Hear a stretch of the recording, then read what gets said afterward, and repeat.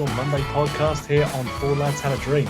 My name's Andrew and I'm joined this week only by two of my very favourite podders, Kenny and Stevie. Shona unfortunately couldn't be with us tonight, but we send her all our best and hope she'll be back with us soon. We've obviously got plenty to talk about. The Motherwell game over the weekend where Rangers got their first win of the season, which is very exciting for me personally, but I'm sure for everyone else as well. Set up a perfect record at Hampden so far this season. So let's hope that continues, right? Stevie, obviously you and Shona were doing the vlog over the weekend. Highly encourage folks to go and check that out because it's always a great watch.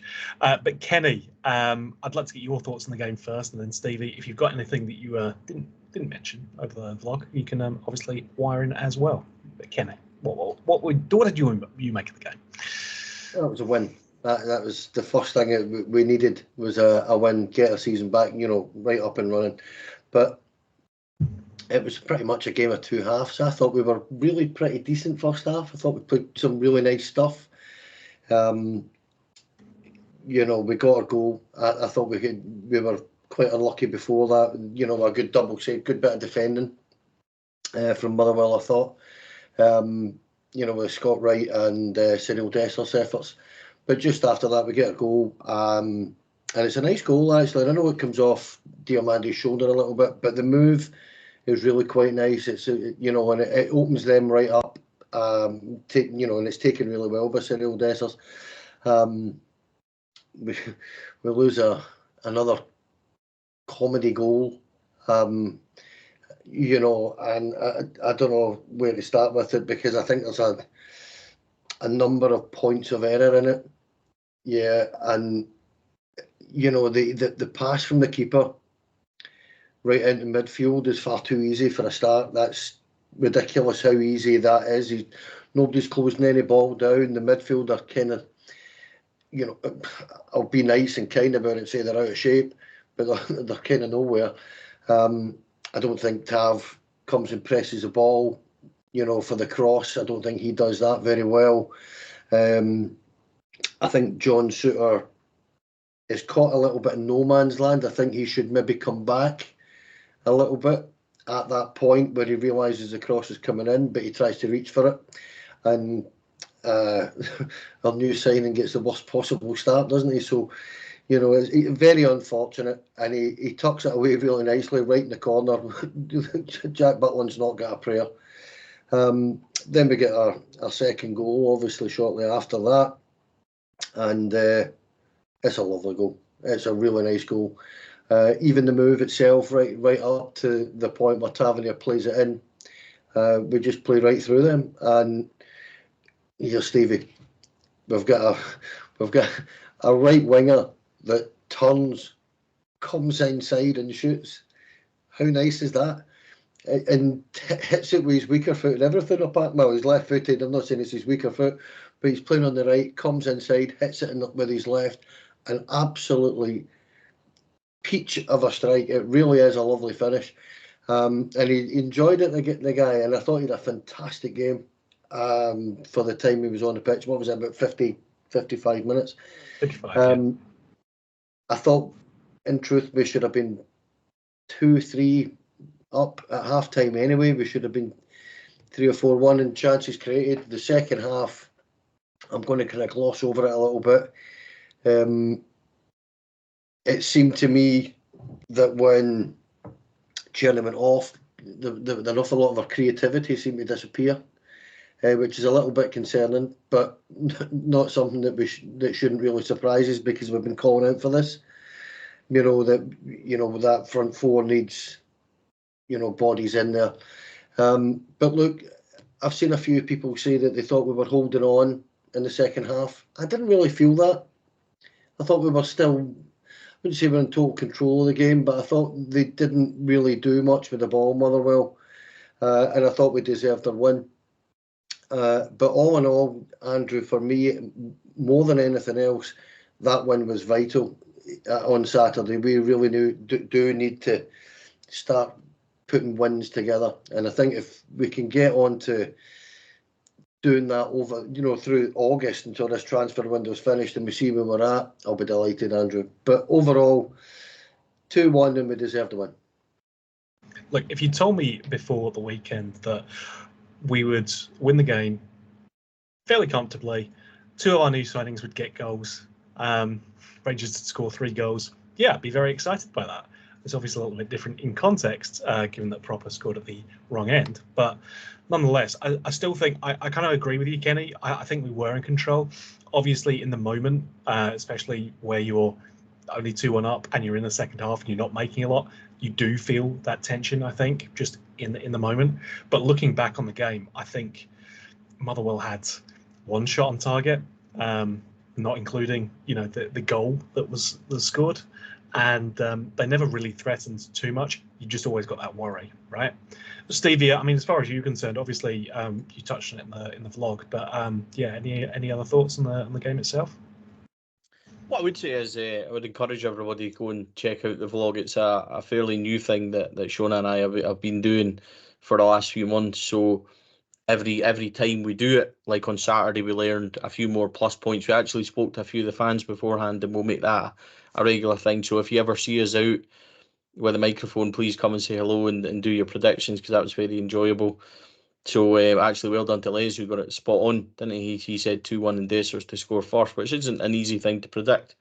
So good on him. But that was nice. And yeah, what I wanted to talk about a wee bit was actually, I agree with Kenny. I thought Kenny's summation of it was very, very good.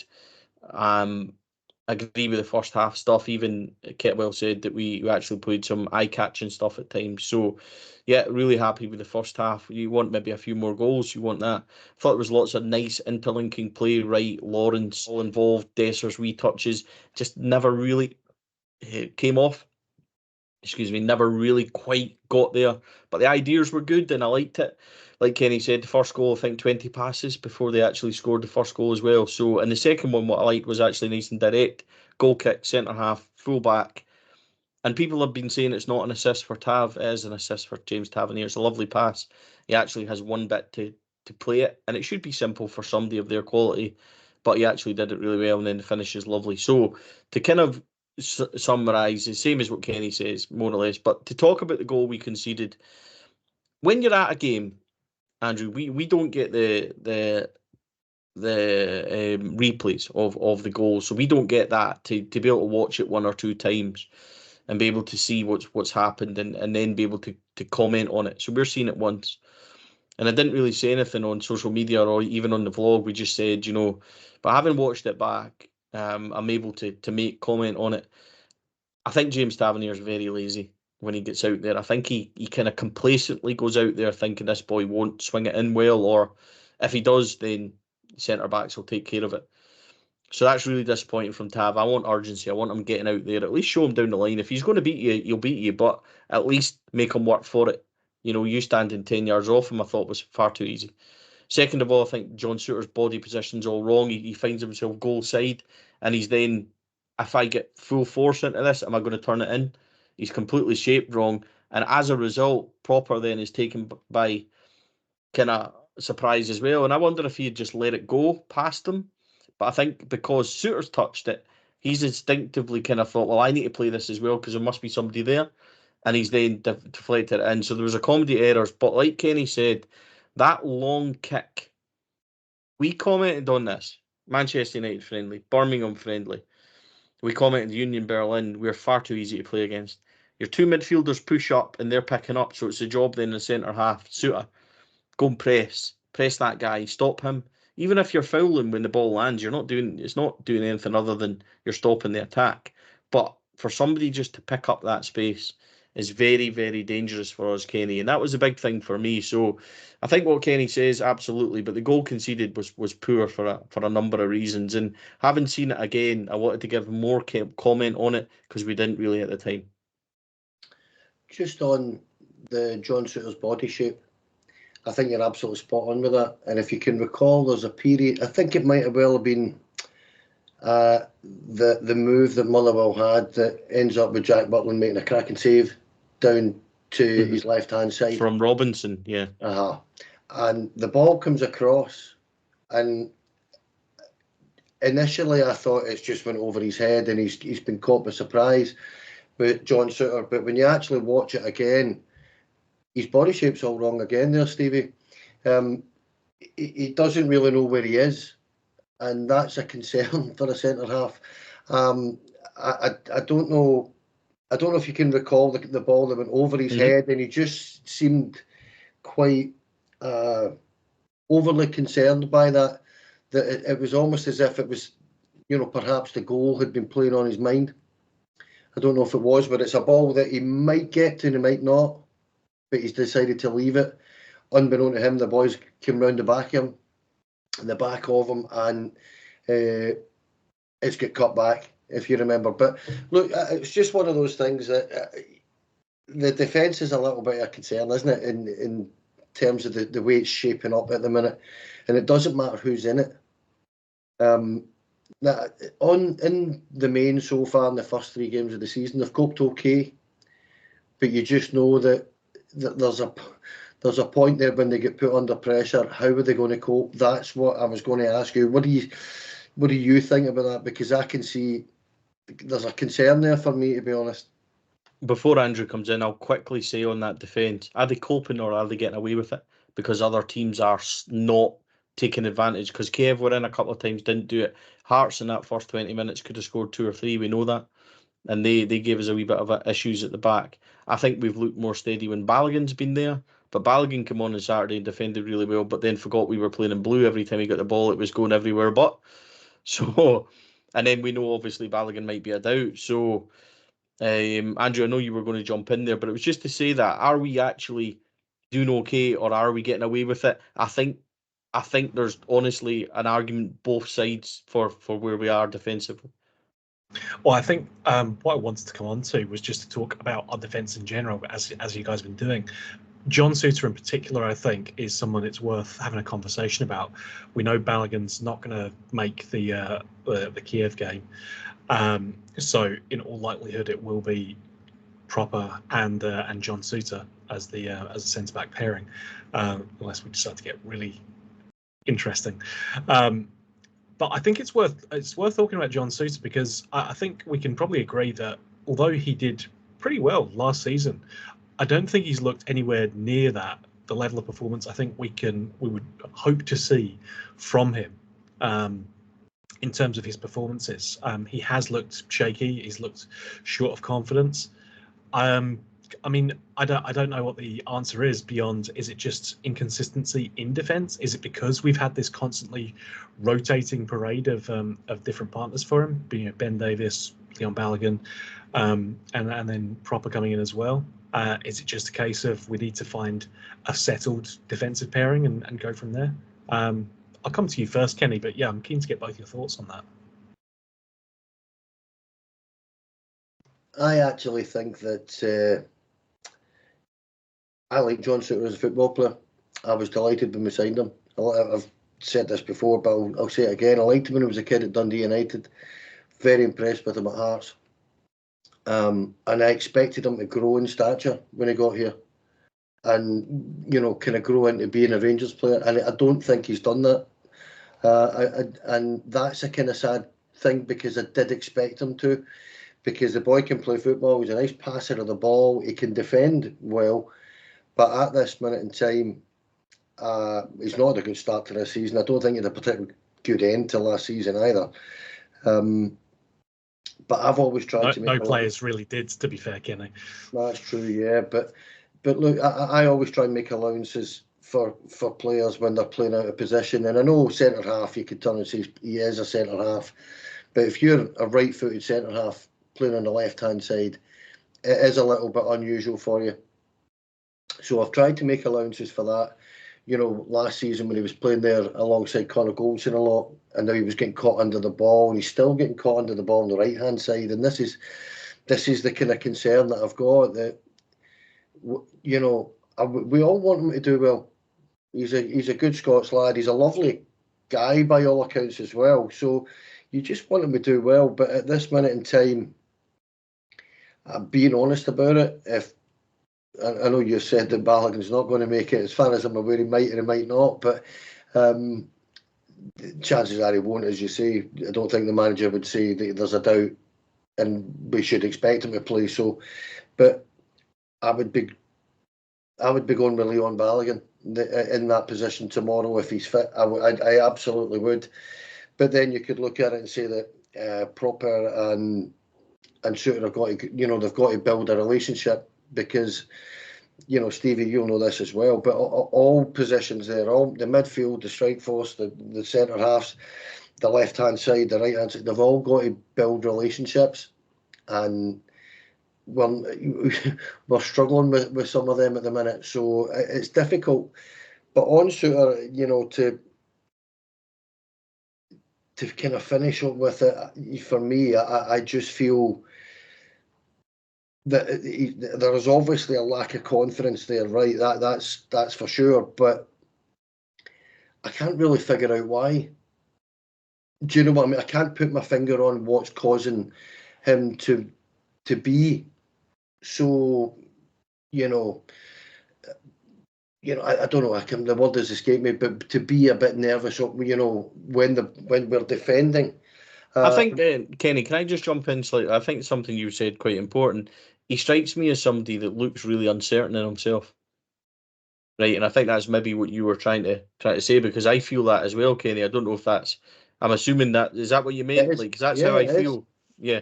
So he looks uncertain, and I think when he looks uncertain, somebody said to me at the weekend, it was really interesting. I won't name the person, but they said to me, John Souttar at the moment is just Ben Davies with better PR. And I found that quite an interesting comment, because although it's, obviously it's jovial and it's meant to be comedic, but I just found it interesting because John Souttar, like Kenny says, has got a mistake in him, and he hasn't been playing well, particularly with the ball in the air, which is a weird thing because John Souttar's massive. Like, he's a big composing figure. And I've interviewed John Souttar, and he's huge. Like, he's a big guy. He's well built and stuff, and he should be a big bullying, intimidating centre back figure. But he never quite. He's almost like he's too nice, too gentle, too kind of nice in there. And I don't think he's properly. And this goes back to what Kenny was saying. He should be imposing himself on our defence and our play, and I don't think Kenny is. And I think what you're saying is kind of what I'm trying to say, and it's probably what people say when they're watching him. I think John Souttar's miles better than he currently is, and I think that possibly, hopefully, a better partner will bring that out on him. But I don't think at the same time that Leon Balogun's a bad partner to have, and we're having the same issues. So we might need to just consider that if he gets a run of form and he doesn't really play out of this like he is at the moment, maybe the issue is actually John Souttar is where he is because that's how good he is. So it's certainly a position, Kenny, I think, to watch. Yeah, again, it's you said that better than I managed to be fair, but it is the stature thing that I was talking about. Exactly what you're saying. You expect him to be a leader on that pitch, and he isn't, and he's not got him, an imposing demeanour about him at the minute. He is very, very hesitant and looks short of confidence. I mean, that is what I would think, looking at him.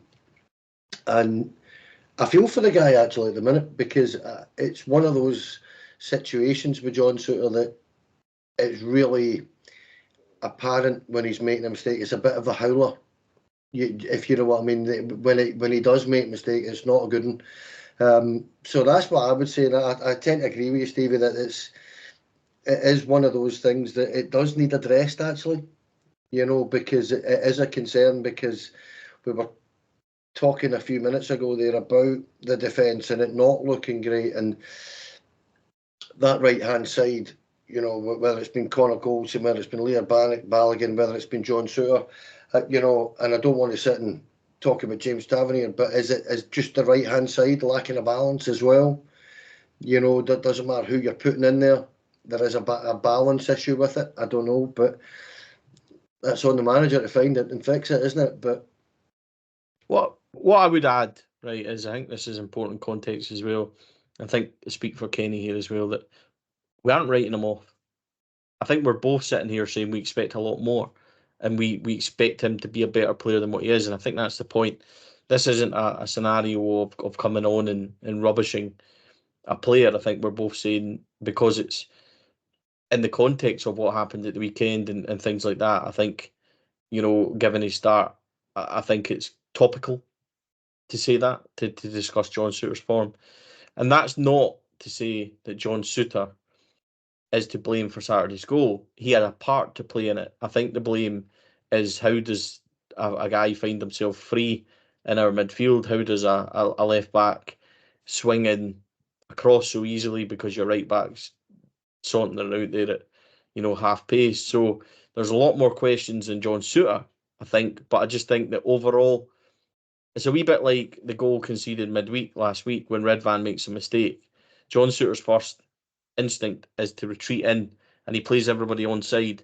As he retreats in, body shape again, all wrong. Boy sneaks in behind him and has an easy tap in. Should he just be getting to the front? Alan Hutton actually spoke about it. And given that Alan Hutton was a very successful international defender, he said the first thing you should be doing is opening up your body and trying to block that cross to the front post. And instead, he commented, Alan Hutton, not wee ball guy watching or doing a podcast who thinks he knows it all because he's a king on Football Manager, which I am, to be fair. Alan Hutton talks about it. So if it's good enough for Alan Hutton, then it's good enough for me. But I just expect a lot more from John Souttar. I think John Souttar's a hell of a better player than what we're seeing at this moment in time. And I think that is a fair kind of summation of Kenny, probably where we are. Yeah, totally agree. Just like to see him play better than he is at the minute. We're always hoping our players play better. If our players play better, we have less to moan about, and that's always a nice thing. We'll find something, obviously, because hey, we're Rangers fans. Of course, we'll find something to moan about, but it'll give us less obvious things to moan about. Start moaning about the colour of the tickets or something like that instead. I want to focus on a couple of better performances, let's say, over the weekend. Obviously, we've talked a lot about Černý, the impact that he had with his goal. I thought in terms of his overall attacking play, that was particularly impressive. But for me, again, the real standout was Conor Barron. Shona, although she's not here, has provided some key stats, which I'm going to do my best to do justice to. The most accurate passer in the game, the most fouled player as well, which probably speaks to how Motherwell were attempting to stop him. Long ball accuracy, 3 out of 3, 100% accuracy, and 50% of tackles won as well. There are much more in the way of stats, but I think those are some of the key ones to pick out from there. Stevie, just staying with you initially at least, we've obviously talked about Conor Barron in the past before, but he's really cementing himself in that midfield. Yeah, listen, I was really pleased when Conor Barron came. Everybody knows that. I spoke about him quite a bit.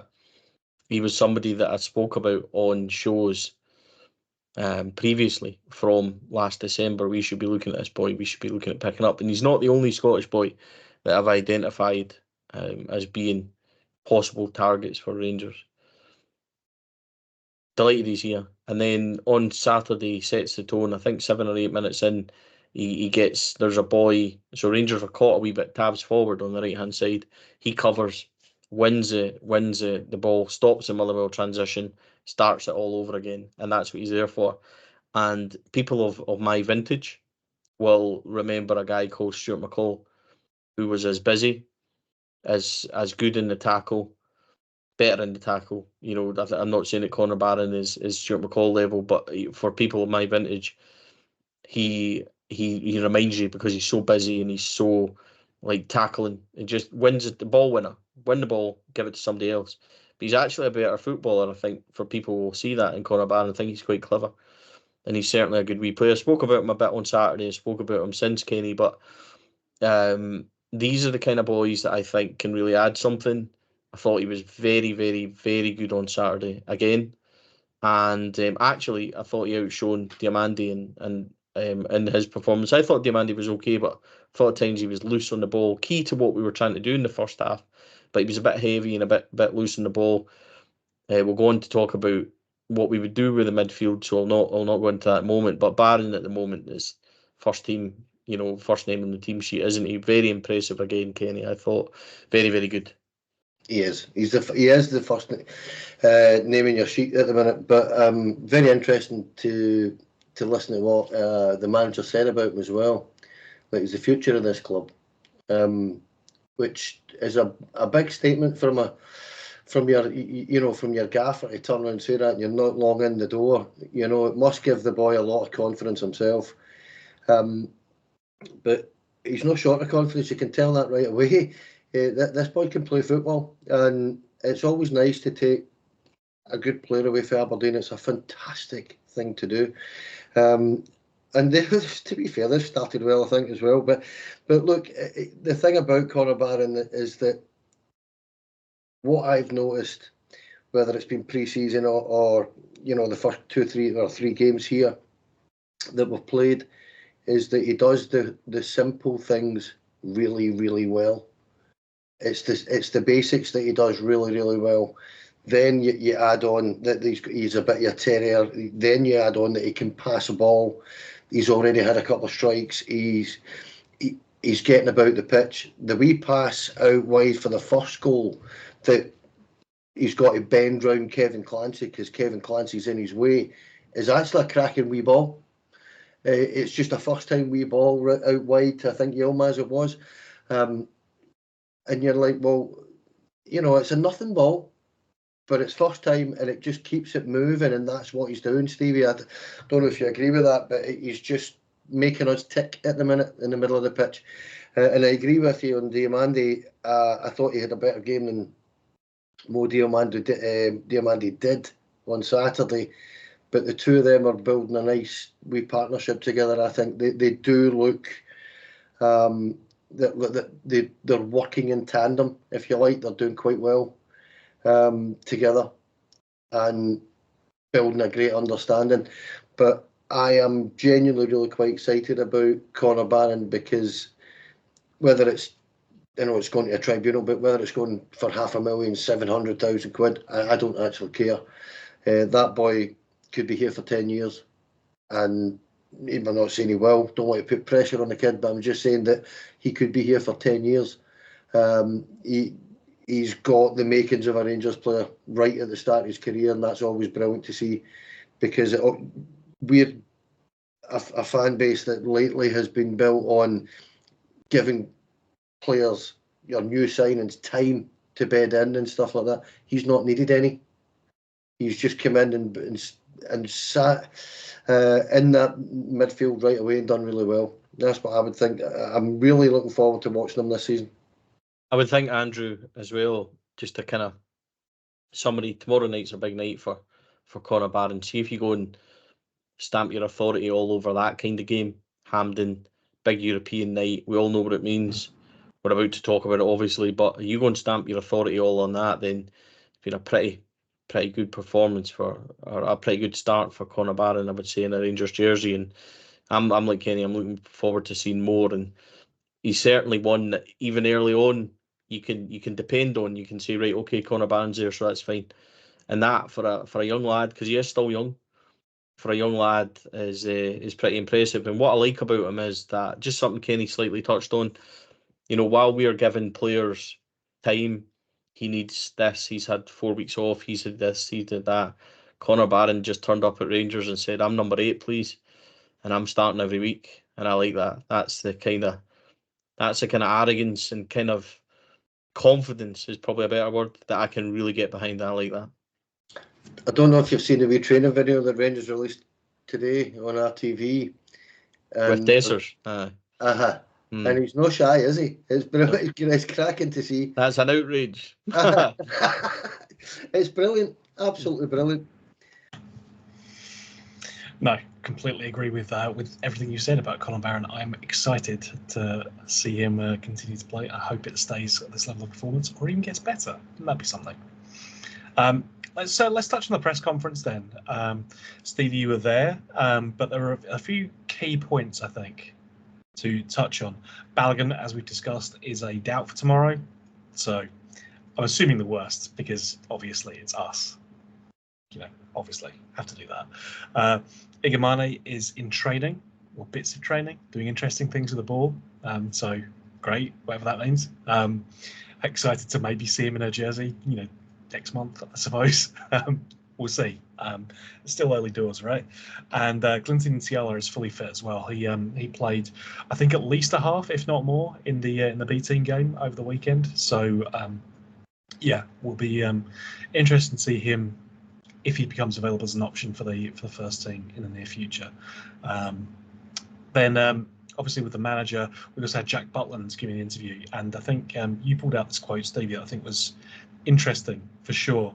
It was asked if he was confident the club would turn down an approach in January. And he said, yeah, I think we have a good relationship. There is an idea of what we want to achieve, and ultimately I want to be successful here. We've had conversations. My conversation with the club has been, what are we doing? Where are we going? How far are we going? And how far are we pushing? Any player at any club, that's what you want to know, the ambition.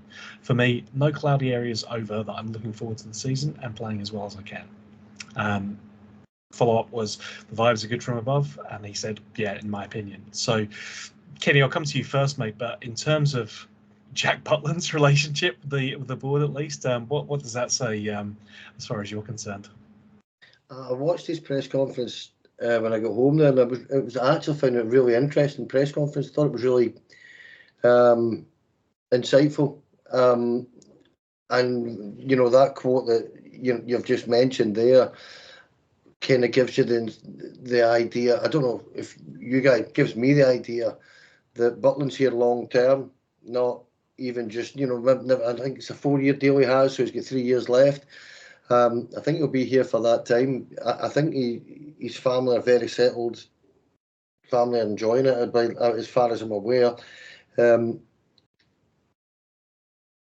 what I liked about it was the fact that he was prepared to go and ask the questions, and he liked the answers. So, if anything, whether it's Philip Clement, whether it's Niels Coppin, whether it's you know, higher than that, whether it's John Bennett and whoever else at that board level, he's getting the right answers to what he wants to hear. And I think with a player who would be highly sought after and, you know, all over Britain, let's not pretend about that. That's good news for us, because, you know, we want to build the spine of a side. We've got a keeper. We don't need that uprooted. But what really intrigued me about it was the fact that he felt that he really wanted to say it. You know, I don't think in the press conference it wasn't overly pushed to say it. It was something that he wanted to put across, I think, and that was brilliant to hear. I don't know what Stevie thinks about it, but my kind of take on it was that everybody knows how I rate Jack Butland. I think he's a fantastic goalkeeper, but that kind of settled me down with that. You know, never mind this transfer window, but for the next couple of years, I don't think he's got any intention of going anywhere, Stevie. I thought so. What I liked about it, and this is potentially me reading too much into it because I want it to be true, if he's sought assurances and got them and is very happy and he thinks the vibes from above are, in his opinion, very good, then that tells me, and I'm hoping, Jack's not silly. He's going to ask the questions. Are we getting reinforcements? Is our players coming in? You know what I mean? And I don't think Jack Butland would come out with that if the squad was in the situ it is at this moment in time. Now, I know he's got to big up his teammates and everything else. I get that, but he's also not a silly guy.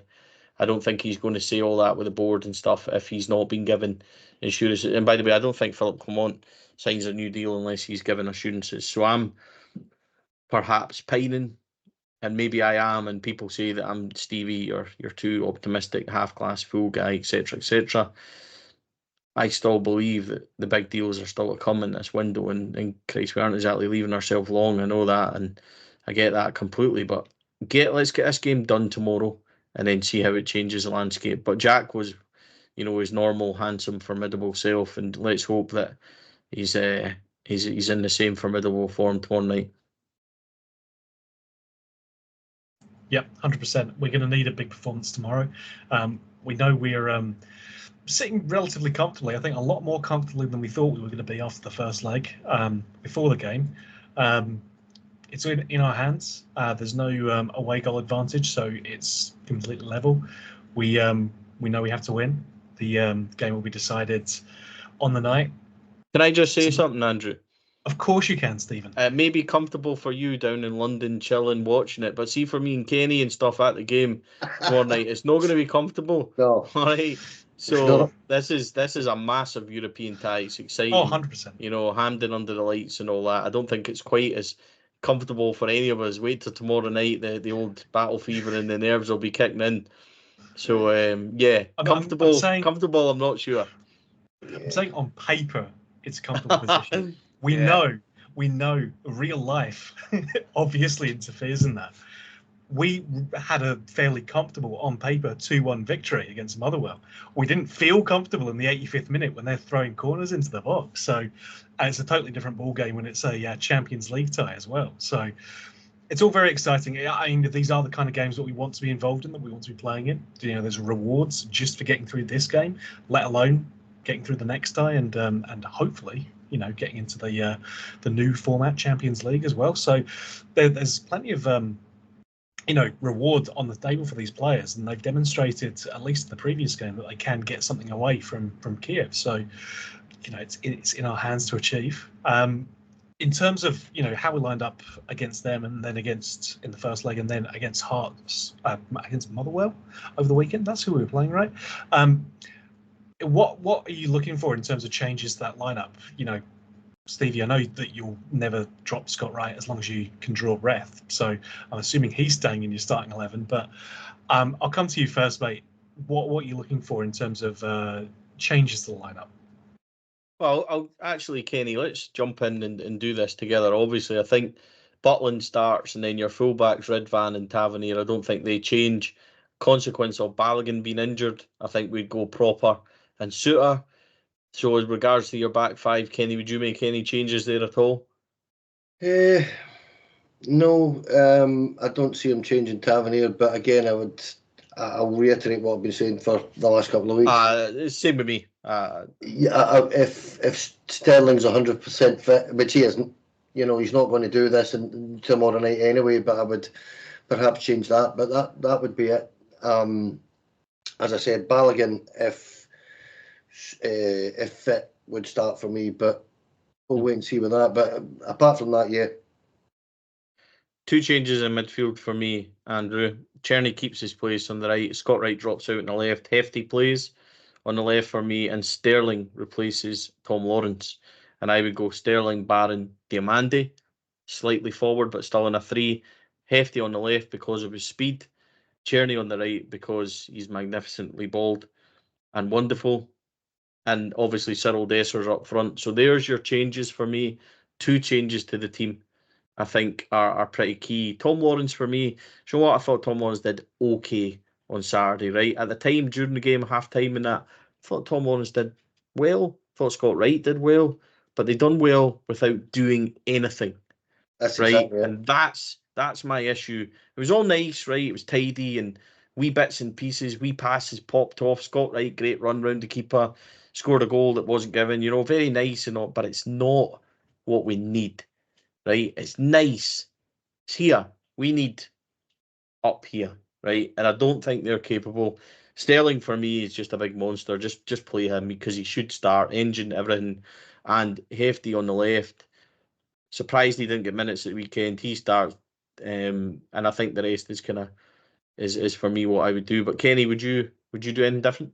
No, I actually tend to agree with that as well. But what I'm hoping for is that Černý brings that form from the first 55 minutes of Saturday's game into tomorrow. Hampden's a big pitch, so, you know, hopefully we can get them stretched a little bit. And that boy, what I liked about what Černý was doing on Saturdays, he was isolating players. He was coming right out wide, wasn't he? And isolating the fullback, and then coming in and looking for hoping for a big game from Černý tomorrow. Very impressed with him on Saturday. I tend to agree with you in terms of the midfield. I would take Lawrence out as well. I think Lawrence is probably the one thing I would say about Lawrence that I've noticed at the start of this season is that he's looking really quite fit. You know, but that doesn't alter the fact that in a game like this, you're going to need legs because they run. They've got runners. They're very pacey up front, so you want that midfield to be pacey as well, to track those runners. So that's where I agree with you. I would have Sterling and Barron holding and Diamandi slightly farther forward. Yefty's a definite starter on the left-hand side for me. You can't drop Dessers. 2 goals in his last couple of games. Černy's got a goal and an assist in his last couple of games there. Yefty came on in the second half last week and looked excellent, so I would be starting with that as well. I wouldn't disagree with you at all, Stevie, actually. I like it. Sounds very attacking. I'd be very excited with that. I would just say, just quickly, just before we end, see on the Diamandi Lawrence thing, I think people might say you would lose a goal. But Tom Lawrence, like Diamandi's capable of cracking a shot off as well. So I don't think you're probably gaining energy from Sterling and a bit more in the midfield than you are from Tom Lawrence leg-wise. So I think it's a safe change. I think that would be the only final kind of consideration I would give to it. No, I think it frees up Diamandi to be more creative going forwards, because he knows he's got Sterling behind him who will take care of the defensive work. And I mean, although Sterling's ostensibly coming on as a defensive midfielder, we know that he can get forward. We know that Connor Barron can get forward as well if they need to. So it's not like you're conceding control, just saying we're going to sit back. You are still providing for that attacking midfield options. So yeah, no, I think it's all perfectly sensible. But then our knowledge extends to Football Manager, FIFA, and probably not much else, Stevie. So I'm sure the manager will have his own thoughts and views. But, just what we think. Listen, folks, we will be back with you after the game with all the reaction. Before we go, we've got a couple of bits of housekeeping. It's worth noting in the pod description below that we have a new affiliate code with Rangers. You can use that to get 5% off any of your purchases, especially of the first, second and third kits at the Rangers store. All the commission money that Stevie gets from that, he puts into a big pile, gathers it up around him, and then he donates it to charity because he's just a lovely boy. And so we'd encourage you to, if you are making any purchases from the Rangers store, to use that, because you get some money off and it sends some money to charity as well. And that's always a good thing. We have plenty of exciting content coming up on the site as well. And Stevie, I'll let you go through that, because obviously I know about the podcast I'm doing with you on Thursday. But beyond that, this is all in your hands, big man. Yeah, we'll be obviously covering the match. Myself and hopefully Shona hopefully get well soon. She's not well this evening, so she'll be okay for tomorrow. Wednesday, I'll be at the B game as well, so we'll be vlogging the next couple of nights. Urge you to check that out. You get in-game reaction and things, something a bit different. So we'll do that the next couple of nights. Thursday we return with the pod, and then Saturday we're back, match day vlog again, St Johnstone in the Cup, and then Sunday match day vlog. Women are back at home, so we'll be vlogging from that. And then Sunday there is a new podcast and some new podders. Very excited about that, and we'll kind of speak about that later in the week as well. We're freshening things up, adding to the team and trying to bring more content across the kind of week. So it's all free, it's all available to watch and listen, and whatever you choose to do. But really enjoyed it. Thousands of people watched the vlog from Saturday, and then we're tidying up a wee bit. We're learning as we go along what we can do better and what we can do more of. So tomorrow night you'll see more in-game reaction. I think we'll do more of that, more summation at the end and stuff like that of it and things. So more summary and more kind of content and less chat. I think we're learning as we go. So hopefully tomorrow we're hoping to put on a really good one. If it's just myself, it'll just be me talking about, hopefully a very famous victory for Rangers. So good luck to the team tomorrow night, Andrew. That's what I would finish up by saying. Thanks to everybody for watching and subscribing as well. And but yeah, good luck. Let's go and get this done tomorrow. Yeah, couldn't agree more, Stevie, and thank you as well, mate. Kenny, thank you as well, buddy. Always appreciate it. Yeah, it was a good chat. Enjoyed that. And same as Stevie, looking forward to tomorrow night. Massive game for us. It's there for us. I think we can do it. But we need to turn up and play well. And here's hoping we do. Yeah. But it's one of those, as Stevie says, nervy games, these ones. They all are, mate. 400 miles away, mate. I'll be in the Bermondsey Beer Killer tomorrow night with the rest of the Rangers London Supporters Club. I'll have lots of fortified German beer to keep my nerves steady, and I'll be feeling the effects of it almost certainly on Wednesday, regardless of whether we win or lose. But anyone who's in there, come on down, join me. I'll be hanging out with my dad and Tom from Saturday at 3. You can come by, swing around, criticise the pod in person. It'd be lovely. I'd love to have that. It's been a pleasure as always, folks. We always love doing these things. We wouldn't do it if it wasn't fun, and we can only do it because of you guys. The support, as Stevie and Kenny have said, is fantastic, and we appreciate it very much. So thank you all for letting us do this. We'll be back with plenty more content, as we've said, across the rest of the week. But until I talk to you again, bye for now.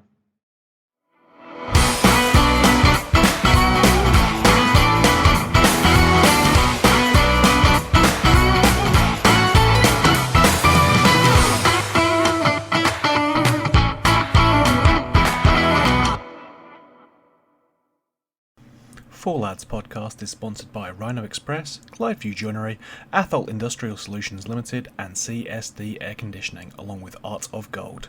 Thank you for listening or watching the podcast. We hope you enjoyed the show.